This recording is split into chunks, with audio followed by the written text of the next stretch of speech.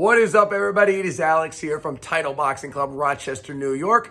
I don't know what to do with my hands, but I am here to tell you about our focus point of the week. This week, our question comes from one of our longtime members, wonderful members. Sarah, what is on your mind this week? Alex, question. Is there a way to work on technique and stamina at the same time? That is a good question. And there are many ways, of course, to train technique and to train your stamina, cardio, all that stuff. But it's interesting because there's one way that trains both that we do every single class. In fact, every single round. It is called a burnout. We're going to talk about how to do burnouts in a way that makes your skills better and pushes your stamina. Because I can tell you, there's a lot of ways that don't do that so much. There are even ways that can actually make those things a little bit worse. And I want to make sure we're not doing any of that. So please come with me out onto the floor. We'll talk about this more. Okay, so we're going to start off and talk about 4 ways how not to do a burnout when you're in class. And if you do any of these things, do not feel bad. And lots of people do. I've done it. It happens. Boxing is difficult. Boxing is also tiring. When you get tired, that stuff's gonna happen. But of course, again, we want to improve our stamina and our technique. The two will go hand in hand. So here are 4 ways that I see a lot and I don't want to see anymore. I want you guys to fix. I want to help you guys get better, stronger, faster, everything. So the first way I call either the zombie, jogging, or a jogging zombie. And basically, it's just a very low intensity level. Just kind of waiting out that burnout, surviving the burnout. Sometimes you see it with uppercuts.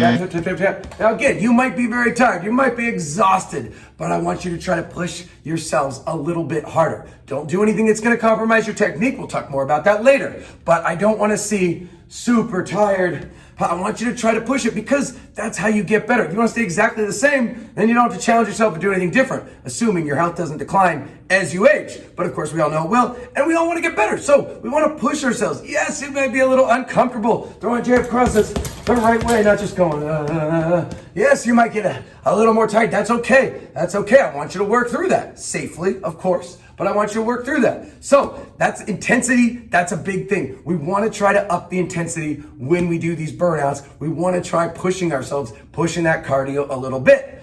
Also, number 2, this is leaning forward. And I see this a lot on jab crosses where someone's leaning in. Sometimes you'll see it on hooks too, with a lean where the back heel, you can't see my feet, never touches the ground.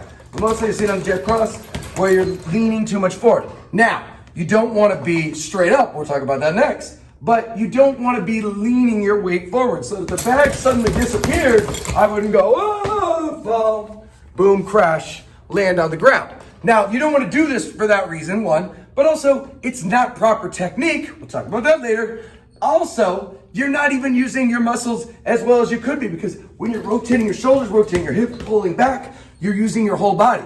When you're just leaning, you might use a little bit of the front, the chest, the deltoids, but I want you to use the whole body. So again, that's not helpful. Plus, when you lean, you're not able to bring your hands back fast enough. You gotta bring your hands fast when you box. Okay, then the next issue is the opposite of that, which I hinted.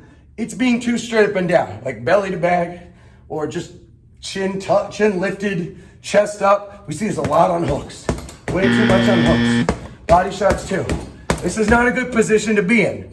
For number 1, from a boxing perspective, it's crazy. You're wide open, you get punched. But you don't care about that, that's fine.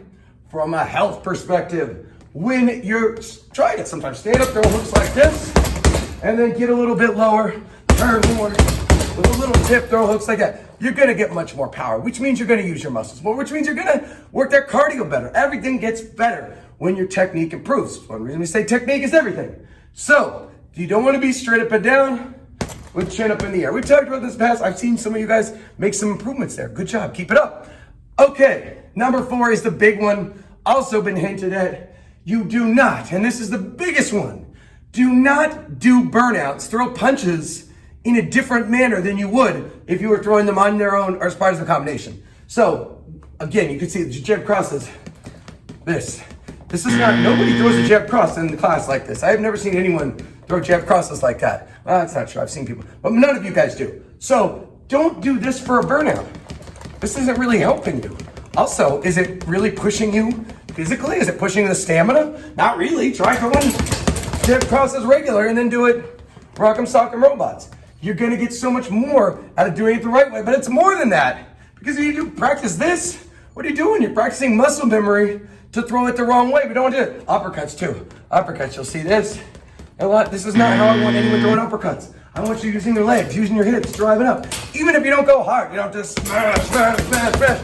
You can still use that body, turn the hips, throw good proper uppercuts.